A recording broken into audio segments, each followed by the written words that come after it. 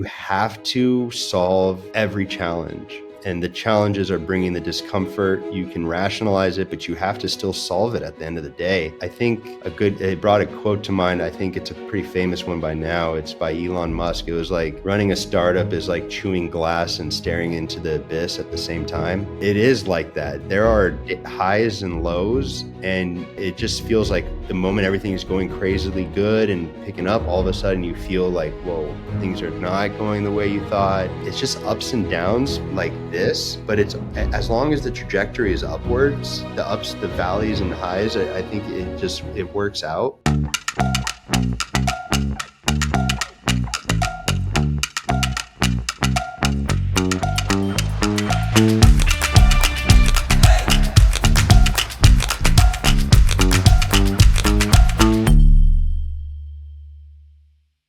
Welcome to this week's As Unexpected podcast, when we talk to C-suite executives, entrepreneurs, and philanthropists about how they lead into the future when the future generally goes as unexpected. I'm Scott Marshall, your host, and my own professional experience has made me a believer that it's not how you show up when all goes as planned, but it is how you show up when things go as unplanned. Given all of their experiences, each of our guests has become very attuned to the fact that the future is not to be predicted. My hope is that this podcast can help all of you become better leaders by building the core leadership capabilities for leading in an uncertain world.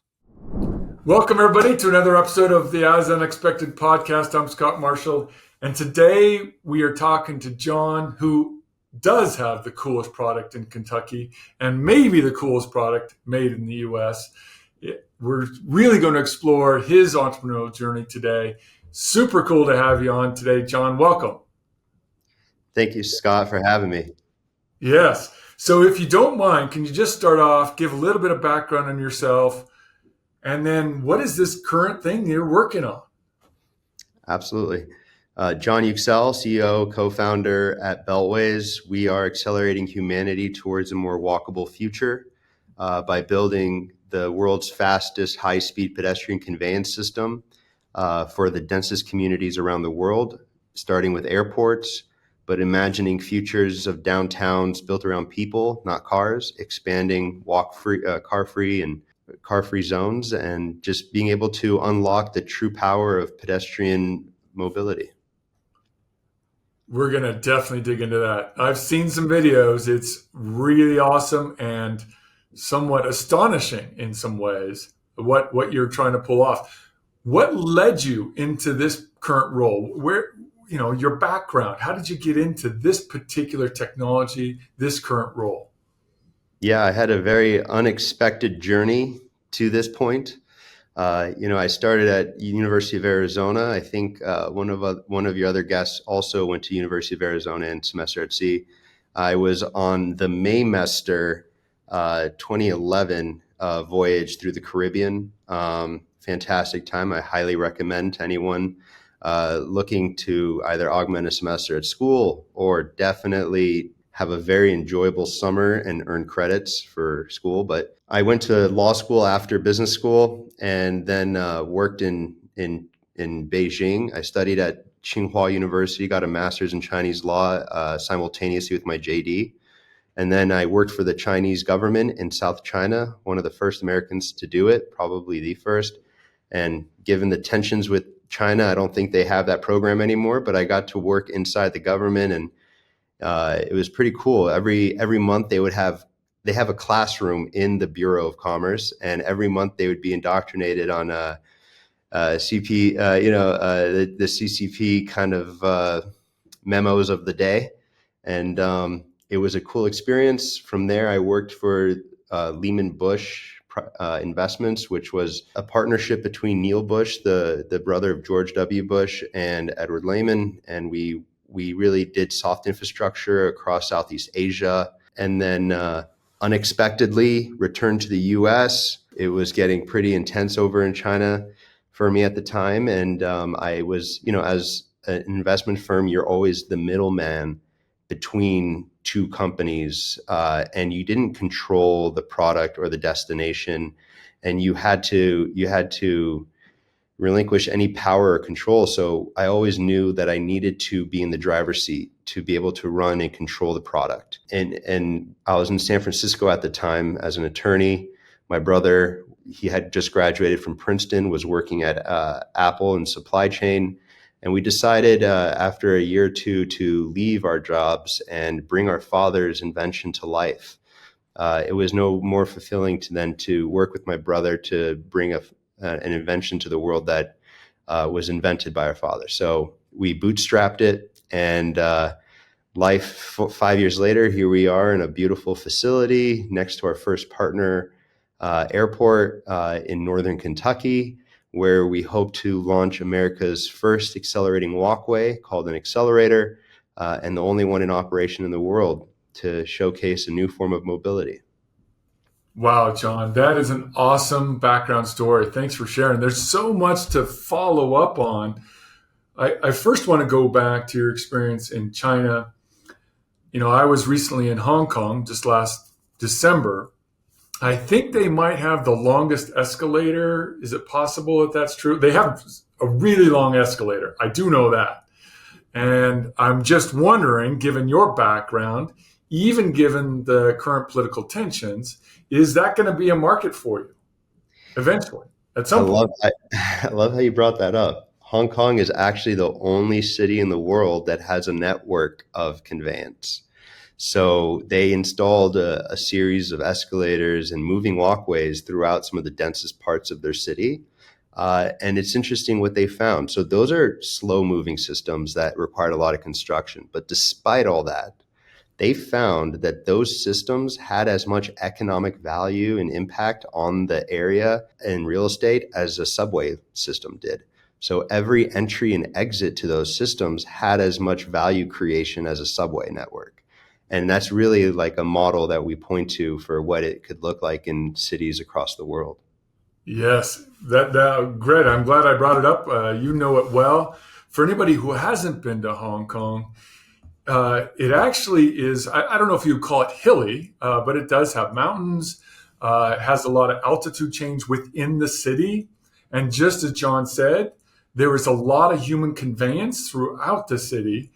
And something like Beltways, boy, if you could accelerate that mobility for humans even further, what a phenomenal display of what you're trying to get after here.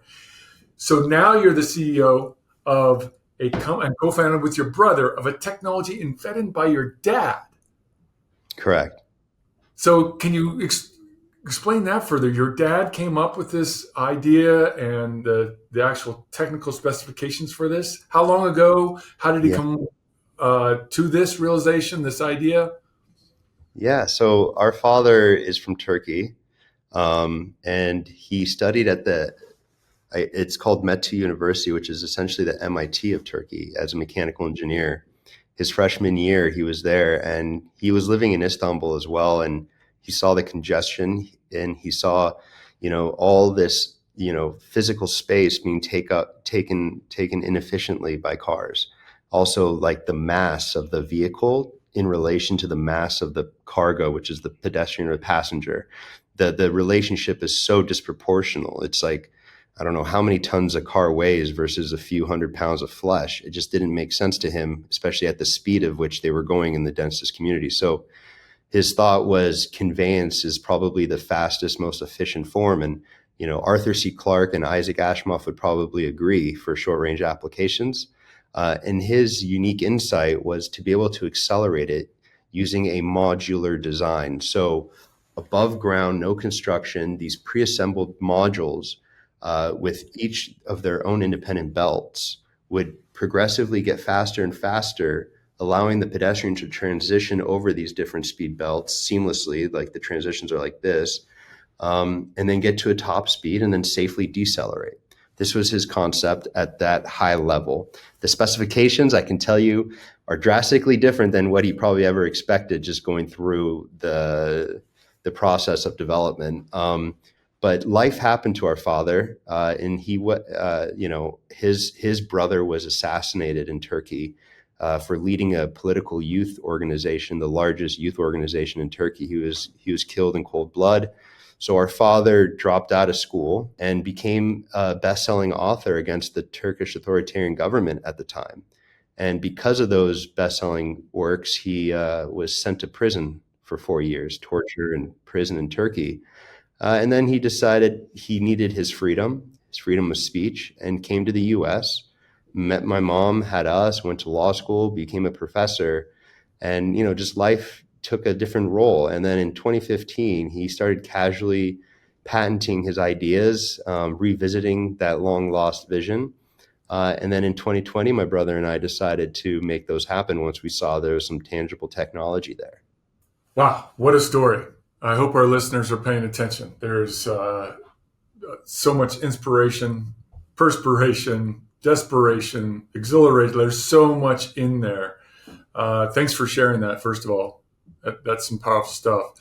And congrats to you and your brother for carrying on that vision. And now there is a logo behind you. For anybody who's just listening and not watching, he's got the hat with the logo. He's got Beltways behind him. I mean, those are, and he's got the shirt on as well. Those are manifestations of this vision that's been long held, that has an incredible history to it. My guess is the 5 years so far that you've had this bootstrapped, there's been a lot of unexpected occurrences, events, dynamics for you and your brother. Would you be willing to share a couple of those for our listeners? Absolutely. So we're in the startup world, and we had no business in this industry. I'm an attorney. My brother does supply chain. We had no knowledge of anything moving walkways or conveyance when we started it. So we had to find an industry expert, and he happened to be on the National Regulatory Committee that governs the industry for Canada and US, and they create the safety codes that every state adopts. We found this guy, Ken Smith, an amazing guy, and he invited us during COVID. I mean, COVID shaped the world in many ways, right? And it impacted, everyone, including, semester at sea and stuff. But for us, we moved to the cornfields of Iowa, from San Francisco, where we started the company, to bootstrap and help him build his house as he lent us his tools and his shop to build our first prototype. And we learned from him how to use power tools, the technical details of the industry, the standards, the how the industry does it, and how we were going to do it differently. And our first system was super cost effective. I look back and I'm like, gosh, I wish our system was that cheap now. We had bought, maybe it was like 20 Amazon treadmills. We waited till like the price drop came, and they were like $150 each. We bought like 20 of them. So we just, in the middle of cornfields, we have stacks of boxes of treadmills, and we just cut them up. We retrofitted them so that we can put them in line together with the belts almost touching. And we built this 95-foot system that essentially, without hand rest, it achieved the concept of acceleration. So we were zipping on that thing, going 10 miles an hour in the middle, and it was like the world's fastest walkway in the middle of the cornfields. And it cost like total of $10,000. It was awesome. At the time, so we had no knowledge. So that was like a year in, we did this. We started learning. We had our very first VC meeting. And let me tell you, as a hardware first startup with founders that hadn't, like, this is not their second company, they didn't have a crazy exit. Those things, capital intensive, selling to governments, it's like XXXX, I'm out of here. There was one VC in LA that said, this is the coolest thing I've seen in a while. I'm going to come out and check it out. So he came to Iowa, and we're in the cornfield. So it took him like 3 hours from the airport to get to us after coming out. So he drives up to this warehouse in the middle of the cornfield, and I swear we picked the perfect song. It was that American Pie song, My Miss American. He had a song going. I don't know why, what the heck the chances were, but he walks in and he's like, guys, this is my favorite song. And I was like, no way.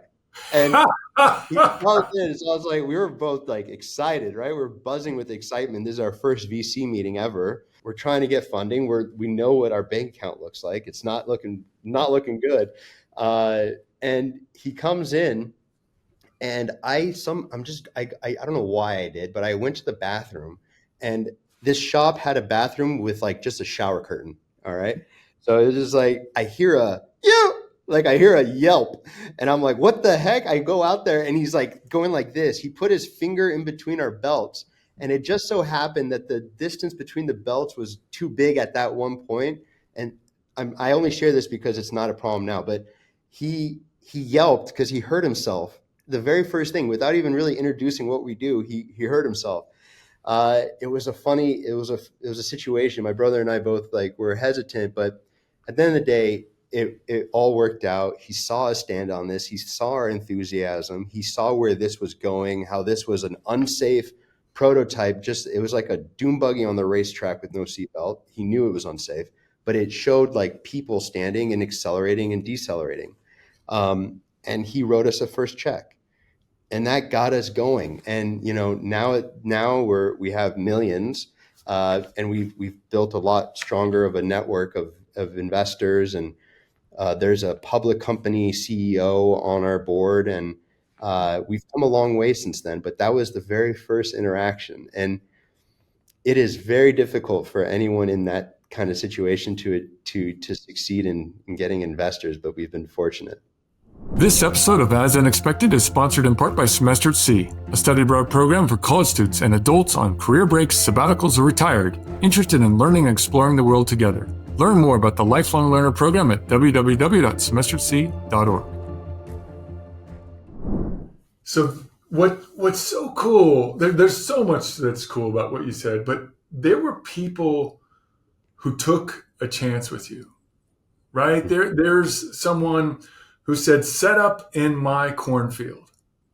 Yeah. Right. I mean, how awesome is that? He bet on your concept, and how reassuring can that be that someone who understands regulations, Yeah. understands this dynamic says, yeah, I'm betting on you right there. That's got to be a boost for you, right?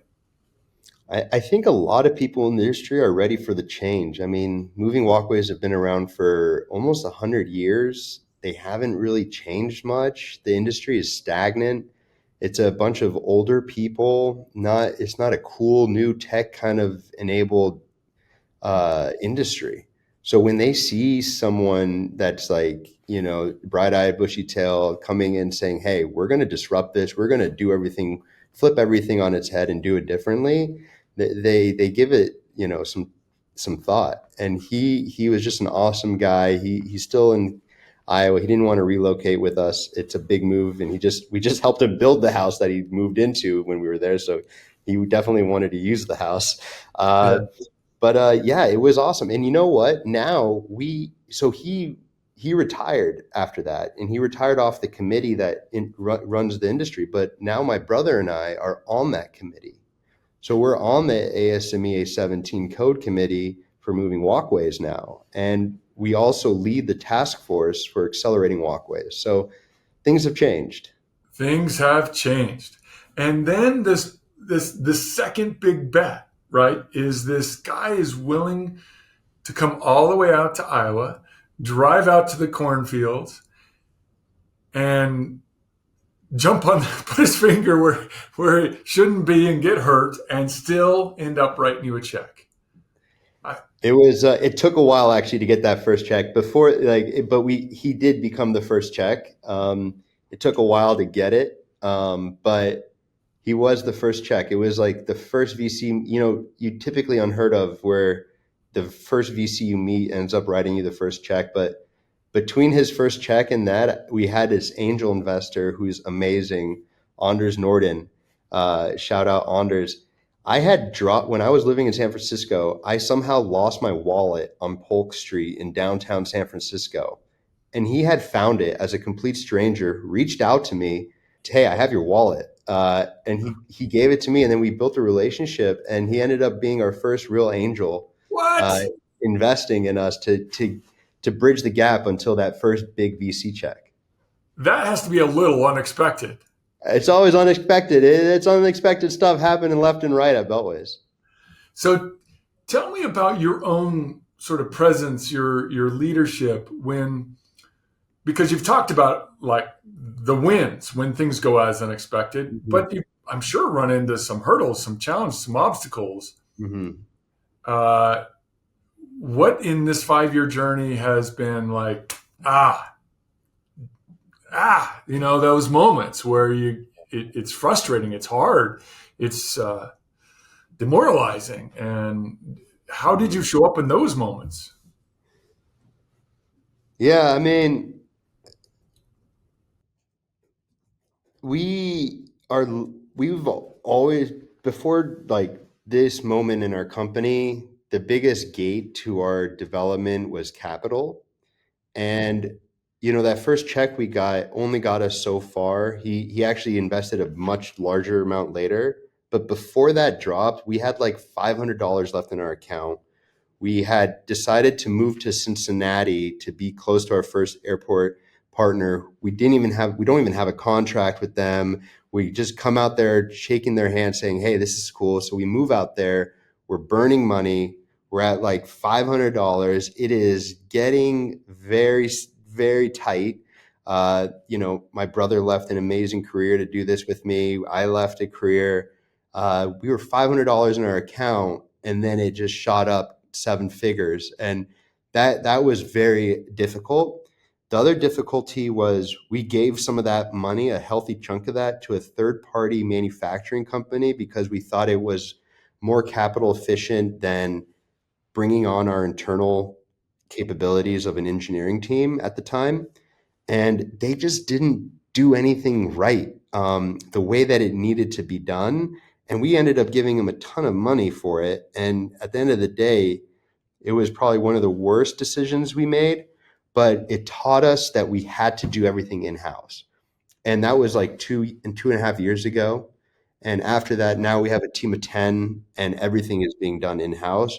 We're not using any more third party engineering firms because that's just not innovation. Innovation really has to be living and breathing and the technology together in the same environment. And the dynamics of a one cohesive team with that focus versus using a third party that you can only pull string, you can't push it. And with them, you couldn't push like the drive that is required to grind through the difficulties and challenges of engineering, solving them, understanding the requirements day in, day out, and improving. They just didn't have that gumption. So Yeah. that was a really difficult time transitioning. And we were nervous. Like that moment that partnership separated and disconnected, we were kind of very like not confident that how are we going to do this ourselves? We don't know anything. But then you got into it, and then now it's like the only way I could ever imagine doing anything. That is a great segue to the quote I wanted to share with you today and have you respond to it. That's actually perfect. So the quote comes from the book called The Courageous Leader by Angela Sabali. And I think it just plays off again what you said really well. So the quote goes like this: one of the greatest learning opportunities we have is to sit with our discomfort rather than disarming our discomfort by rationalizing or dismissing it. Mm. I I always try to rationalize, never dismiss, but definitely rationalize the discomfort. I would I would say, what is that discomfort stemming from? And you have to address it. I don't think you can ever dismiss discomfort in a startup. You have to solve every challenge, and the challenges are bringing the discomfort. You can rationalize it, but you have to still solve it at the end of the day. I think it brought a quote to mind. I think it's a pretty famous one by now. It's by Elon Musk. It was like, running a startup is like chewing glass and staring into the abyss at the same time. It is like that. There are highs and lows, and it just feels like the moment everything is going crazily good and picking up, all of a sudden you feel like, whoa, things are not going the way you thought. It's just ups and downs like this, but it's as long as the trajectory is upwards, the ups, the valleys, and the highs. I think it works out. I've been fortunate to have an amazing co-founder. For some reason, I get along with this guy a lot. Um, and we've just been through it thick and thin. And I think a lot of times discomfort, I think the worst type of discomfort would be like a team discomfort with your co-founders. I think that's probably the biggest, actually. We've never had that problem. Like my brother moonlighted us for 8 months or something when he was still working at Apple, and we were sharing a bed in San Francisco. Like the co-founder bond is top notch for us, and I think we can just solve anything. And if you don't solve your discomforts, it's gonna stay there. It's not changing. Yeah. Brothers, best friends, co-founders, commonly committed, carrying on your father's legacy, and having success. So, John, I am really excited to be a passenger on this human accelerator. Tell us, where is the first beltway going in? Hopefully, at the airport here. Tell us where here is. Northern Kentucky, Okay. Cincinnati. It's CVG Airport. Hopefully, it works out. Knock on wood. It's coming out this year, and it's going to be about 120 feet long. So not the longest system. Our system can be 10 times longer and be a tram replacement, not just a moving walkway replacement. But for this one, we didn't want to spend too much money, so it's going to be around 30 modules, and people are going to be able to experience it outside of ticketing. So people, especially in the region, can just come and walk on it and not have to buy a ticket to the inside the airport. It's going to be a really cool experience. It's almost like an amusement park ride. For those that have been able to stand on the one in our facility, it's a really interesting experience. I don't know if you've ever stood on like an electric skateboard, but it's like that. It's like you're standing on a surfboard essentially, and it's just zooming. It's really a cool experience, and I'm excited to see the faces and reactions of people using it. And there's some really cool stuff that we're doing that is not really talked about yet outside of just speed. But we're really dabbling with computer vision, AI, and just like LED displays, and it's going to be a very interactive experience. Very excited for it. Hey, John, what's that last piece of advice you leave with anybody who wants to be an entrepreneur? Mm. All right, I'll tell you the fastest way to do it. You've worked professionally in the industry, in some industry for a very long time. You achieved a level of leadership. You found a problem in your industry, and then you quit the industry to create this startup around that specific problem you knew. And you did it with complementary skilled co-founders that have other skills. And you're based in probably San Francisco, I think, for starting out for that. That is your easiest way to get into a startup as your first time. That fits the pattern that most VCs enjoy. Things are changing rapidly with AI. So if you're in an AI related field, luckily hardware is a different beast, and it ain't going to be that way for a while for us. I mean, I don't see it, but if you're not using AI and you're a software company, I think you're going to be definitely behind the times. If you want to do hardware, good luck to you. It is hard. So think twice about it, especially a capital intensive selling to government type of hardware. Good luck. You got to have the grit. It's all about grit and problem solving. I can't sit here and lie that I'm just like a positive, always positive kind of person. I'm definitely probably the more aggressive and angry of the co-founders. I'm very abrasive, especially, even internally. I know that you have to have, I saw the compassion, courage, kindness. I need to follow that more. I'm more intense. I'm more direct. But my brother brings a different element to the game. So find someone that you trust, have industry experience, and if you don't, learn it before you start, and then and good luck to you. Yeah, brilliant. Yeah, I get a sense that you have the compassion part, but you also are hard driving and you have clear goals in mind, and you want to get there. Yeah. You clearly have all the curiosity in the world because you've had to learn so much and have to continue to learn. So good for you. And courage is not a challenge here either. You got it in bucketfuls.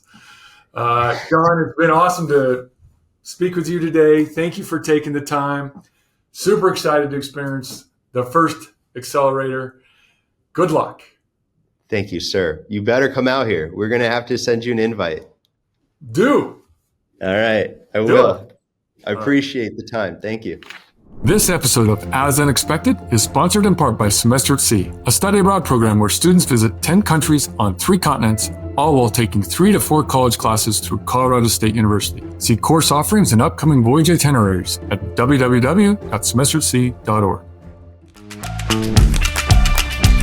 Thank you for joining this week's episode of the As Unexpected podcast. The viewpoints and opinions of featured guests do not necessarily represent those of the Institute for Shipboard Education or Semester at Sea. Hit the like button, share it with your colleagues, family, and friends, and remember, be curious, be compassionate, be courageous. That's what it takes to lead as unexpected.